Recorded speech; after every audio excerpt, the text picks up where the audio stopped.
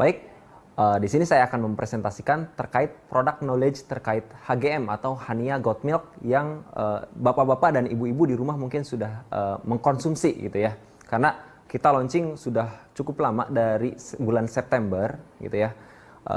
Gimana sih, apa sih keuntungan kita mengkonsumsi produk HGM ini gitu ya. Jadi lebih ke proses, kemudian manfaat, dan bagaimana banyak member-member yang mengeluhkan kepada kami terkait teknik penyeduhan gitu ya. Nah, di sini akan kita kupas secara lengkap bagaimana sih terkait product knowledge-nya terkait produk HGM ini. Nah, di sini HGM atau Hania Goat Milk ini diproduksi oleh PT Hania Natura Indonesia yang sudah memiliki nomor izin edar BPOM RI MD dan sudah mendapatkan sertifikat halal dengan nilai akreditasi halal A gitu ya. Jadi nilai tertinggi dalam akreditasi halal A gitu ya. Nah, didistribusikan produk ini oleh PT Herba Penawar Al-Wahidah Indonesia atau HNI Group gitu ya. Jadi produk HGM ini ada dua varian, yaitu susu kambing full cream dan susu kambing skim.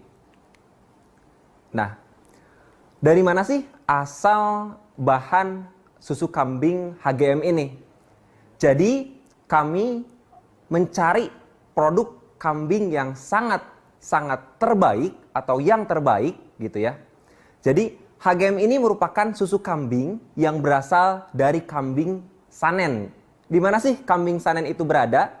Jadi kambing Sanen berada di Lembah Sanen, tepatnya di daerah Swiss bagian barat Eropa gitu ya. Dari bagian barat Eropa kita menemukan ada di sana peternak kambing Sanen, kemudian kita proses menggunakan teknologi yang sangat mutakhir dalam proses pembuatan menjadi powdernya yang bapak-bapak dan ibu-ibu konsumsi setiap hari di rumah, seperti itu ya.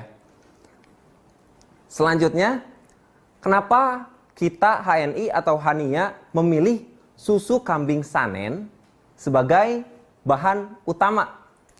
Jadi dua poin penting ini yang menjadikan dasar kami menggunakan susu kambing Sanen. Jadi yang pertama, fokus on quality. Kita sangat terfokus sekali terhadap quality, di mana peternak kambing Sanen di daerah Swiss ini sangat ketat sekali. Di sana mereka memakai atau menggunakan sistem quality goat, di mana penggunaan hormon dan antibiotik diatur dan dikontrol sedemikian rupa. Bahkan peternak di sana, peternak kambing di sana tidak diperbolehkan menggunakan hormon. Bayangkan ya, sangat memfokuskan terhadap kualitas banget ya untuk produk kambing Sanen ini gitu ya.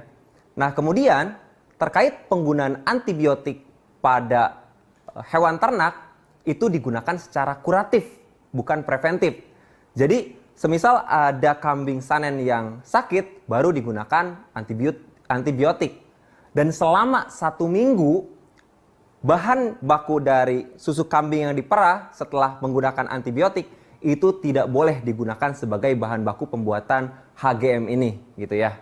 Jadi saya jelaskan kembali, kalau penggunaan bahan ini kita pilih yang terbaik gitu ya untuk bapak dan ibu konsumsi di rumah.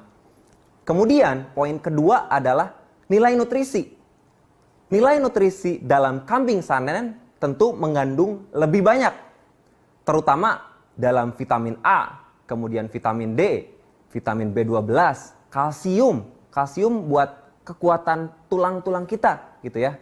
Kemudian magnesium, seng, fosfor, protein tinggi. Saya kutip protein tinggi karena memang produk ini sangat tinggi proteinnya gitu ya. Nanti akan saya bahas di slide selanjutnya terkait AKG dan nilai konsentrasi protein berdasarkan hasil uji laboratorium gitu ya. Dan satu lagi ada asam lemak gitu ya. Baik, untuk selanjutnya, bagaimana sih kita memproduksi HGM ini sampai jadi produknya diterima oleh bapak dan ibu di rumah gitu ya. Jadi bapak ibu tinggal langsung seduh aja gitu di rumah. Gimana sih prosesnya? Nah, ini saya akan menjelaskan. Jadi proses yang pertama kali itu adalah pasteurisation. Kemudian setelah proses pasteurization, ada centrifugation. Ini untuk proses produksi skim. Jadi untuk full cream dilewat proses centrifugation-nya, langsung ke vacuum evaporation. Nah, setelah vacuum evaporation, selanjutnya adalah spray dryer. Setelah spray dryer, baru ada di packing, kemudian setelah packing baru distribusi ke Bapak dan Ibu di rumah, seperti itu ya. Nah, saya akan membahas terkait pasteurization. Jadi pasteurization ini adalah teknik mensterilkan susu, gitu ya. Nah, ada berapa teknik sih? Jadi ada UHT atau high temperature, sekitar temperaturnya 121 derajat Celcius, dan ada pasteurization. Nah, teknik pasteurization ini suhunya relatif dijaga untuk menjaga nutrisi yang ada di dalam susu itu. Jadi suhunya sekitar 80 sampai 90 derajat Celcius, gitu ya. Jadi protein yang terkandung atau nilai nutrisi yang terkandung di dalam susu dengan menggunakan suhu pasteurisasi itu aman, gitu ya. Aman dan dijaga, gitu ya. Jadi tidak ada nilai nutrisi yang hilang di dalam selama proses pasteurisasi.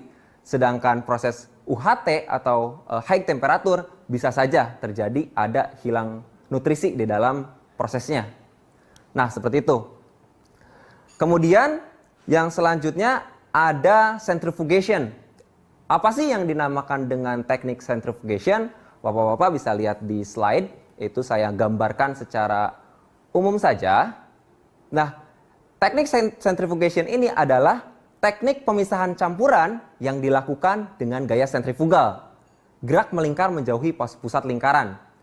Partikel-partikel yang bobotnya lebih ringan, dia akan terpisah dengan bobot partikel yang lebih berat, gitu ya. Sehingga pada proses pembuatan HGM ini atau HGM skim digunakan untuk memisahkan kandungan fat atau kandungan lemak di dalam susu kambing. Nah, ini bisa dilihat pada slide, fatnya ada di atas, nanti bisa diambil, gitu ya. Jadi nutrisi yang lain masih tetap ada di sana dan kandungan lemaknya diambil total, gitu ya. Bahkan memang kalau dari AKG 0% ya, gitu ya. Nanti kita bahas. Nah, kemudian setelah proses centrifugation, selanjutnya adalah vacuum evaporation. Ini tekniknya adalah evaporasi ya, di mana evaporasi ini ada beberapa teknik, gitu ya. Nah, di sini saya menggunakan atau kami menggunakan vacuum evaporation. Kenapa sih kita menggunakan vacuum evaporation? Jadi dari pengertiannya, vacuum evaporation merupakan teknik yang digunakan untuk menguapkan air pada suhu dan tekanan yang rendah sehingga bisa melepaskan kadar air pada suatu material. Jadi, kenapa kita menggunakan vacuum evaporation? Jelas, tentu kita adalah yang diambil adalah suhu. Karena apabila kita menggunakan suhu yang relatif tinggi, otomatis nilai nutrisi mungkin kemungkinan ada yang hilang, gitu ya. Nah, untuk menghindari hal tersebut, makanya kami menggunakan sistem vacuum evaporation, gitu ya. Jadi, vacuum evaporation ini difungsikan pada proses pembuatannya adalah untuk mengentalkan dan menghilangkan sebagian kadar air sebelum proses spray dryer, sebelum proses penyerbukan ya. Jadi, proses utamanya nanti adalah di spray dryer. Baik, untuk selanjutnya, proses yang paling utama di sini sudah dijelaskan juga dulu oleh Bapak Aziz, gitu ya, terkait teknik spray dryer. Di mana teknik spray dryer ini merupakan teknik pengolahan yang digunakan untuk merubah susu dari bentuk cair menjadi bentuk partikel kering atau yang kita lihat di produk-produk yang ada di rumah, powder bentuknya ya, atau serbuk, gitu ya. Nah, itu dengan menggunakan teknik spray dryer ini. Nah, tadi bahannya kan sudah dikentalkan ya. Ini nanti cairan yang sudah dikentalkan atau susu yang sudah kental masuk ke bagian yang feed, gitu ya. Nanti masuk ke bagian yang feed, kemudian disemprotkan udara panas ke dalam drying chamber. Nah, di sanalah terjadi atomizer atau penyerbukan, karena nanti ada nozzle kecil nanti yang menyemprotkan bahan susu itu gitu ya. Sehingga ketika bahan disemprotkan oleh nozzle kemudian dihembuskan udara panas, maka terjadilah penyerbukan gitu ya. Jadi produknya turun ke bawah ke bagian produk, kemudian